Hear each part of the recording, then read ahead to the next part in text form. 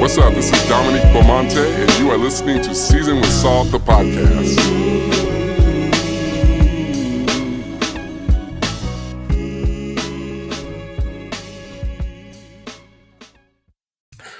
What up? It's Dominique, and this is Season with Salt, the podcast. I really love my introduction. I thought maybe I would get tired of it, and I've already said this before, but shout out to my brother, Spaceman, who took me to the studio to record it, and me and him, he did some singing. I didn't do like the main singing, but I did, like, if you listen very closely, you can hear me. So anyway, I'm gonna go around telling people I'm a recording artist just because of that. Shout out to my brother. Oh my gosh. So excuse me, that was loud. A couple of weeks ago, so let me just tell you how this all started. I'm gonna talk about professional risk taking, professional risk taking, and then I'm also gonna talk about risk taking as a personal value. Um, a couple of weeks ago, one of my friends invited me to go along with his family to a an elementary school open house. And the purpose of the open house was to sort of highlight the things that the school was doing to teach the children and to be somewhat of a welcome to kids that would be coming. Actually, it was a middle school, so kids that would be coming from elementary school, sort of like an introduction, like, hey, this is what we do end of the year for some folks, the kind of the future for other kids. So they had this big open house where you could kind of walk through the classrooms, meet the teachers, meet the principal and administration, ask questions. There were counselors there. It was great. Um, as I'm walking through this campus and asking questions and like being the annoying person that I am to some of these people, I noticed that across some of the buildings, it was like one of those elementary school campuses where like most of the classrooms were exterior and their entrance was not connected to the building. So I noticed that a lot of the buildings had very large signs that talked about some of the values that students at this particular middle school had. And one of them was risk taking. And the signs would say stuff like, uh, the, uh, the signs would say stuff like, here at this school, we practice risk taking or we take risk. And I thought that that was very interesting. So the next day, I think it could have been the next day, it could have been the next week. The leadership team in my office had a meeting and we were talking about skills that have either been beneficial to us in our careers or that could be helpful to folks who are navigating careers at whatever stage that they're at. And so that those signs and that open house at that school came to mind. So I started talking about like, oh my gosh, like we should explore risk taking as a professional value, as a way of experiencing our work. And I want to talk about that on the podcast because I think that sometimes as professionals, like we buy into this idea that we should do the minimum and we should do, you hear people saying, oh, I just go to work to do my job. I'm going to go to work and I'm going to do exactly what I have been asked to do, no more and no less. And even though that sounds like the right thing to do, and depending on your field, it might be ideal. What it often results in is a lack of enthusiasm for the work that you do, a lack of personal and professional growth. You become a person participating in monotonous, uh, cyclical work that doesn't really produce any passion for you. You're not excited. You can know how to do something so well that you do it without thinking about it. And then before you know it, it becomes the thing that's most comfortable to you. And so you're unwilling to challenge yourself by looking for other positions. You're unwilling to challenge yourself by trying to learn a new skill or learn a new system. And the reality is, especially as the world becomes more digital and more technology friendly, a lot of folks, because they're afraid to think outside the box, move outside the box, try and learn new things, they're really getting pushed to the side. And I don't think that this is just about careers. I think I see this happening in the church a lot where folks they want to do it the same way that they have always done it. And if you challenge them and say, hey, there's a new way, they immediately come up with about 99 excuses for why they cannot do it a different way. I've done it this way for 50 years. This is who I am. I can't change. And those people, whether it be in the secular world or the spiritual world, those are the people that are the worst to have on your team because you will never advance or grow if you are handicapped by people who are afraid to try something new. The reality is, trying something new does not always mean that you are going to see amazing outcomes. Sometimes trying something new means you tried it, it didn't work, but at least you learned something about yourself, right? And so, thinking about this idea of risk taking, and I'm just shooting the breeze, y'all. I don't have no script or nothing like that, but you would know that if you listen to this podcast, because I just talk about whatever I want to because it's my podcast. So I'm thinking about professional risk taking. What does professional risk taking mean? What does it mean to take in your bosom risk taking as a skill set, as a ideology that you bring to your work to be successful? Now, I don't think that people should um, become or do things that jeopardize their ability to be um risk taking comes at every stage of life and career and ministry. You'll be presented with a different level of risk taking, right? um it's one thing to take a risk with your work, but you have to have a certain amount of privilege, a certain amount of positioning, rather, to be able to make or to take risks that impact other people.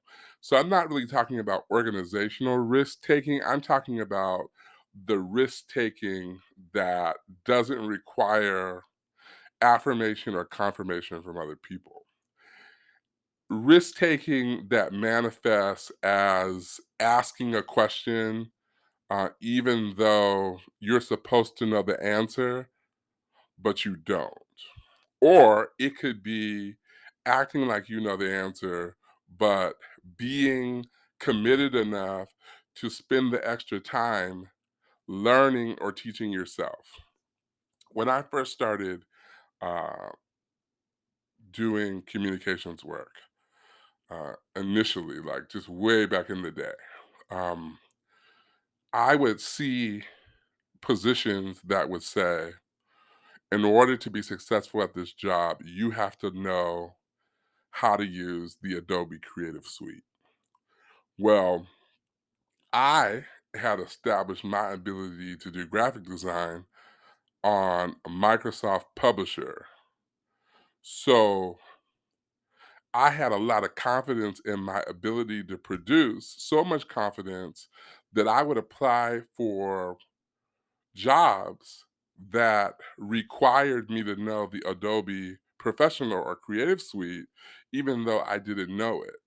And I would think to myself, I have enough skill set to get by using the tools that I have, but if I'm gonna learn how to be a graphic designer using Adobe Creative Suite, I'm gonna have to teach myself, and I'm gonna have to be open to learning quickly and being a lifelong learner, right? That's an example of a risk. It is deciding professionally that you're willing to learn something new or try something different for the purpose of advancement. And it doesn't have to have anything to do with other people.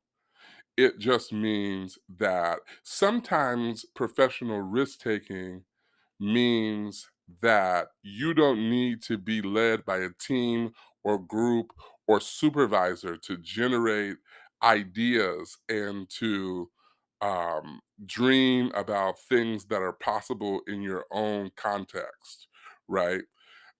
Me personally, I have experienced so much success because the way that my work ethic is set up, I might get an idea on Saturday night. Now, early in my career, I would execute that idea on Saturday night. I'd be emailing people at work and, just like I came up with this new idea, and then I would wait anxiously for folks to respond in their own timing.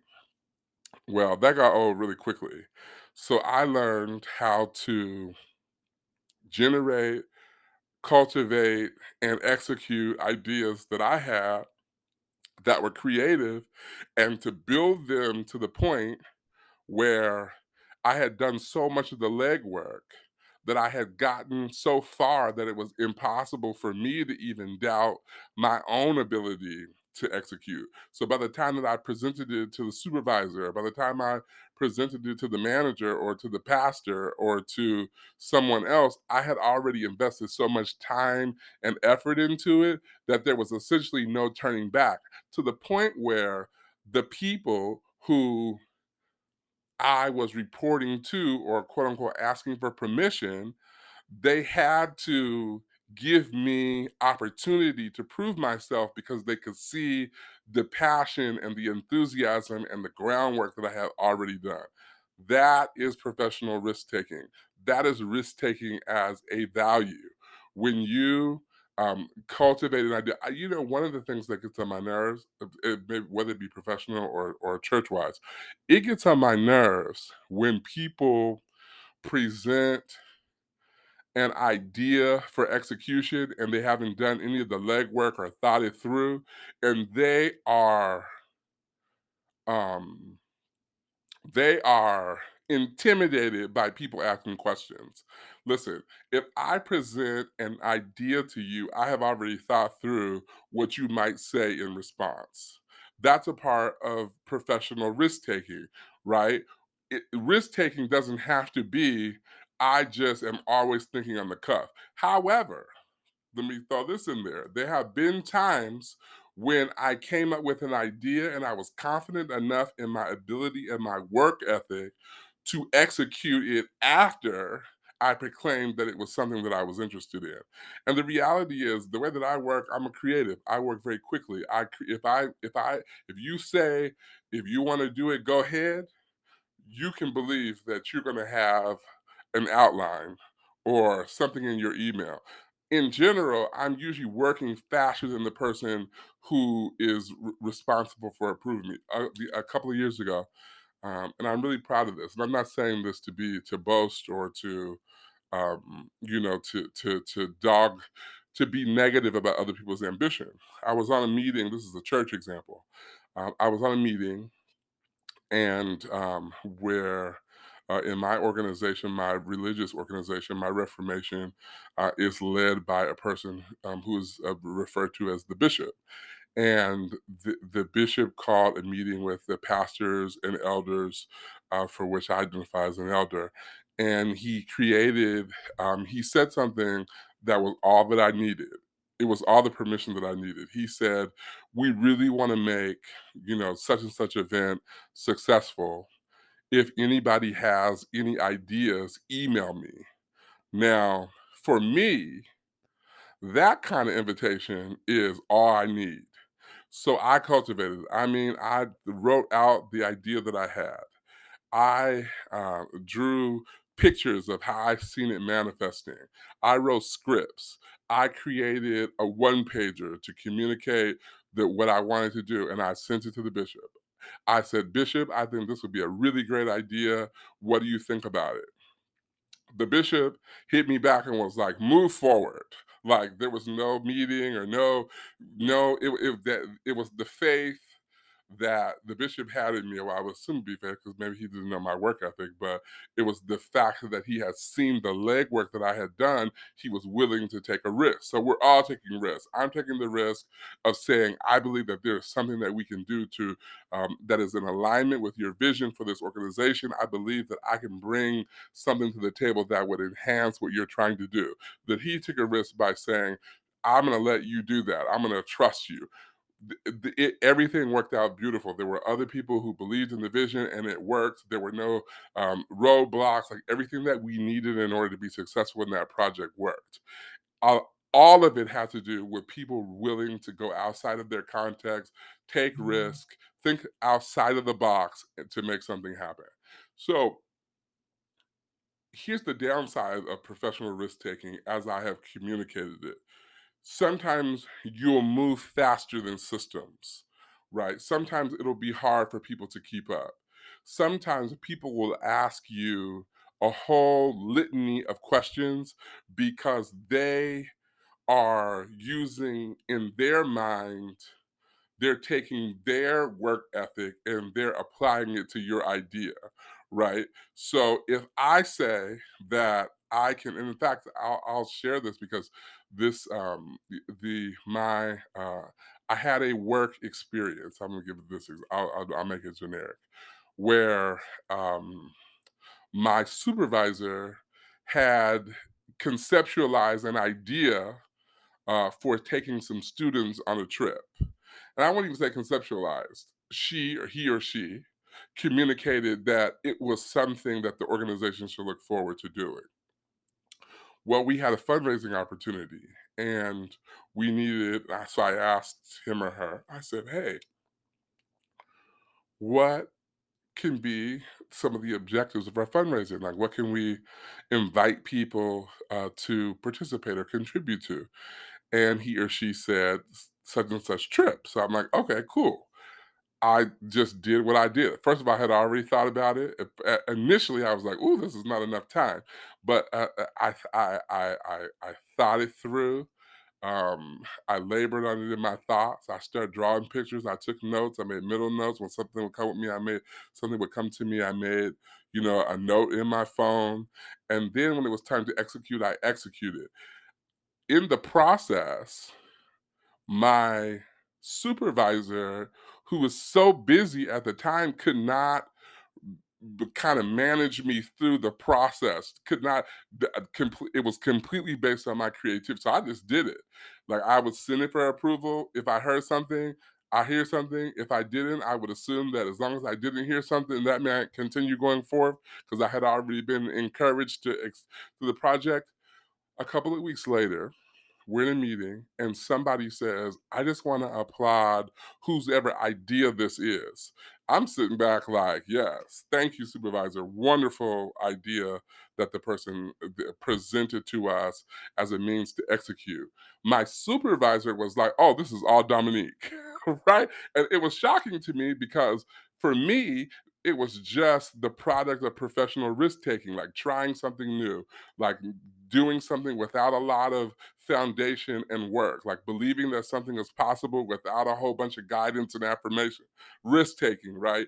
Just hoping that on the other end of my passion, on the other end of my work ethic, people would respond positively to what we were doing. People did, and it resulted in getting a compliment that I did not anticipate or expect. Professional risk taking is trying, it is not being the type of person that is like, I can only think about this between 8 and 5 or my work hours. It is, and it's not oversaturating yourself with worry and concern and using time that you should be spending with your family to be, dreaming up some kind of work or project. But when you go to an interview, and I'll give you this example, and I learned this because I went through a season where I didn't work at all. And I interviewed like regularly on the daily. I was interviewing for jobs. This is back like in 2018. And they would ask questions like, what experience do you have doing A, B, and C? And I had professional opportunities in my career where I was doing all kinds of things, but never put a name to it.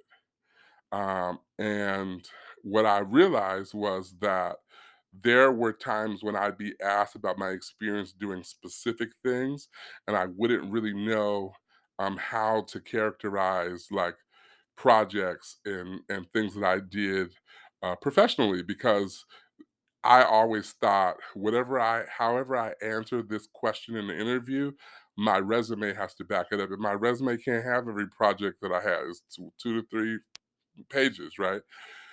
Well, I realized in that series of interviewing that a lot of the experiences that I did not have, right, that a lot of the experiences that would have made me uh, better of a candidate or more competitive as a candidate were experiences that I could have created through taking risks, raising my hand, volunteering to do stuff that was foreign to me, being willing to be mentored or to sit under somebody or to watch or observe someone, going to that lunch meeting rather than talking on the phone to friends at church, going to that workshop, going to that professional conference, I really realized that I had been a detriment to my own career advancement because I was doing just enough, right?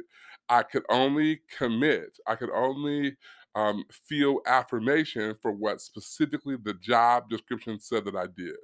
Well, that changed the way that I thought about my career. I started realizing that when I want to have a certain skill set in my toolbox, it requires me to raise my hand and say, this is something that I want to do.